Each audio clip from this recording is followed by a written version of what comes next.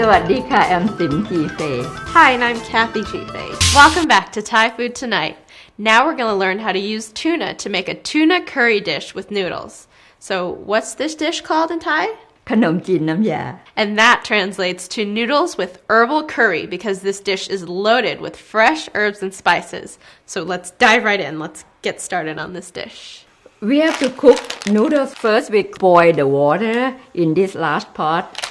Filled it halfway full. Yes. This is Gailin rice vermicelli noodles. So you need one package of this. You can find those at the Asian store.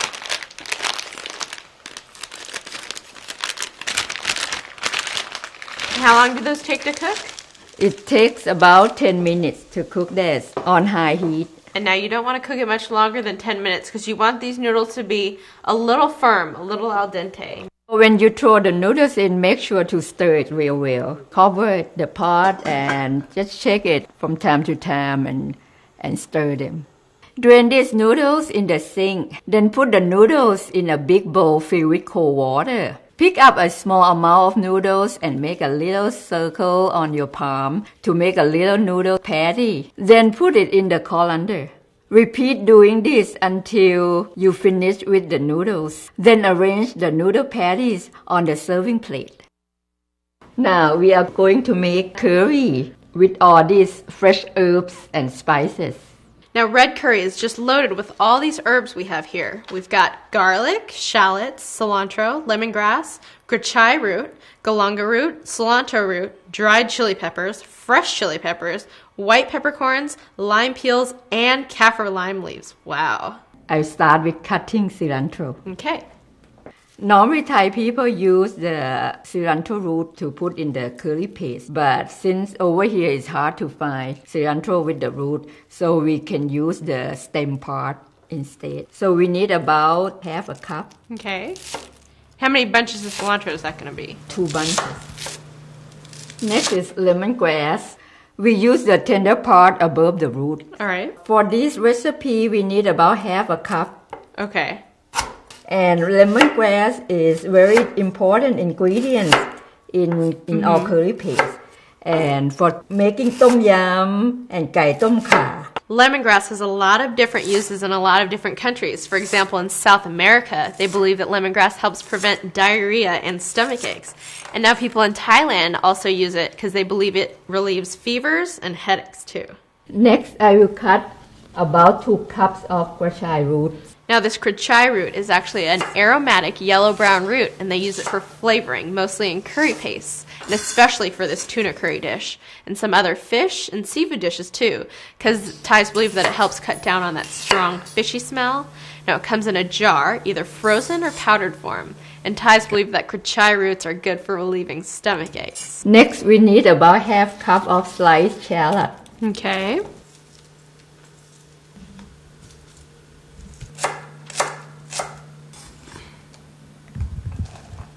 We also need half a cup of fresh garlic clove. Now, of course, there's a lot of hype with garlic these days, not only in Asia, but here in America too.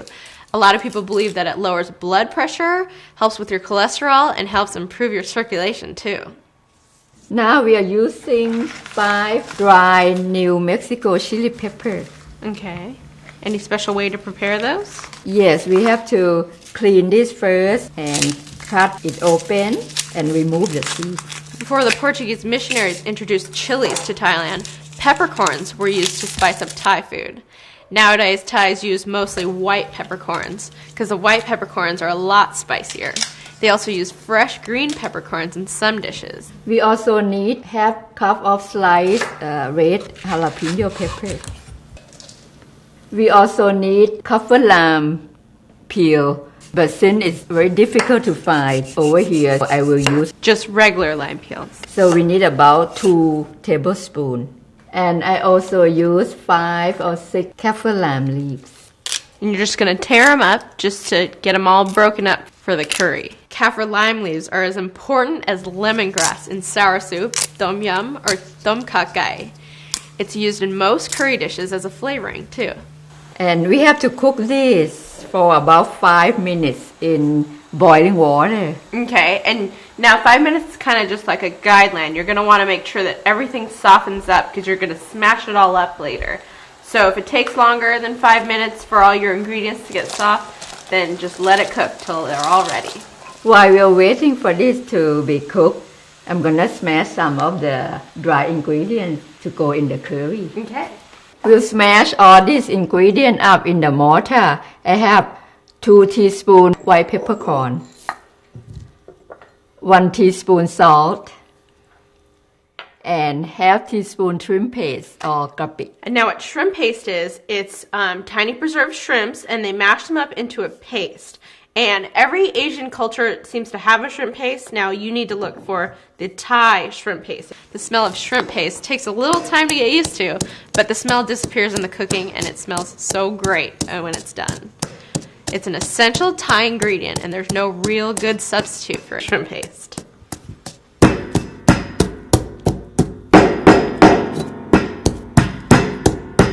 Now we should check our herbs and spices. Okay.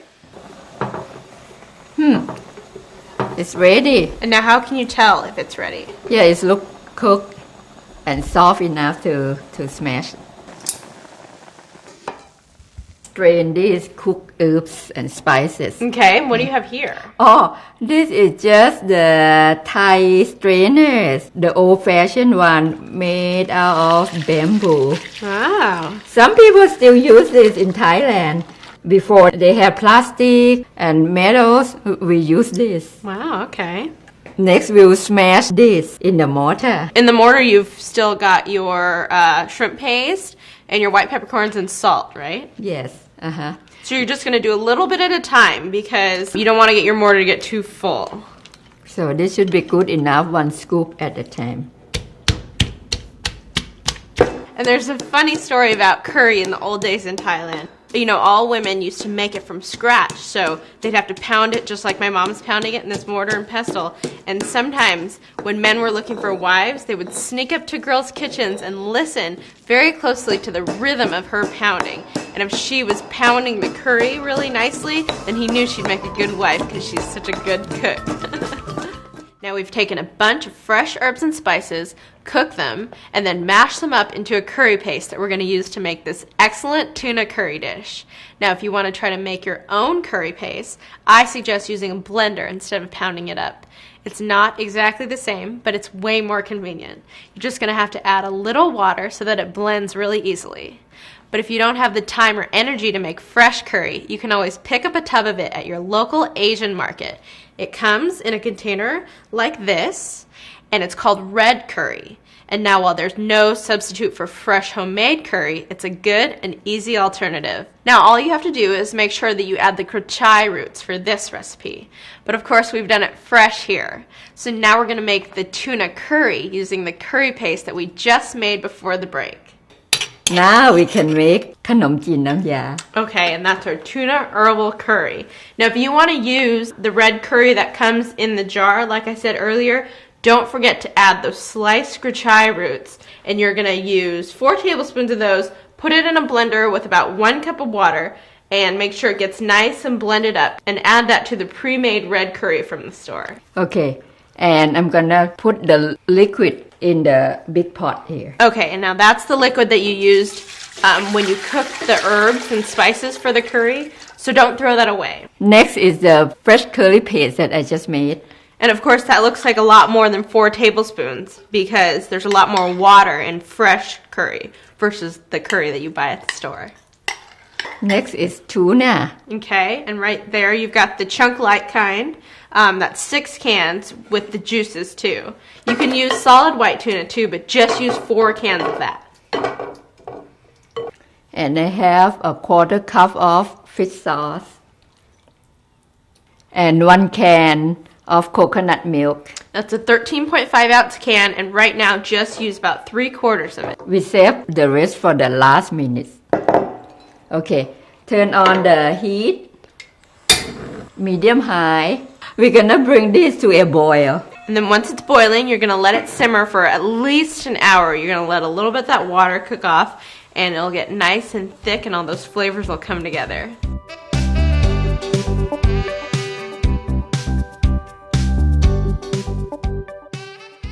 Okay, we've anxiously waited a whole hour for our tuna curry to cook. Let's see what's going on. Yep, looks like the water's cooked off. I'll add the remaining coconut milk. We are done. Great. I'll turn the heat off. Okay, we can put this in the nice pot.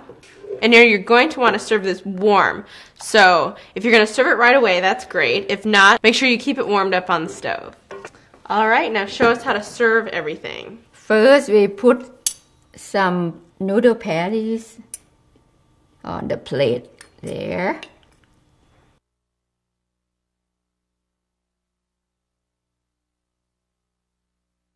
And put some fresh bean sprout on the side and some fresh basil leaf. Okay, and put some tuna curry over the noodles. And if you like spicy, you can put some of the sliced jalapeno and roasted dry chili pepper, just like that. And our herbal tuna curry. Both look great, and I'm ready to eat. Thanks so much for joining us tonight on Thai Food Tonight. ขอบคุณค่ะ All right, let's go eat. What do you want to eat first?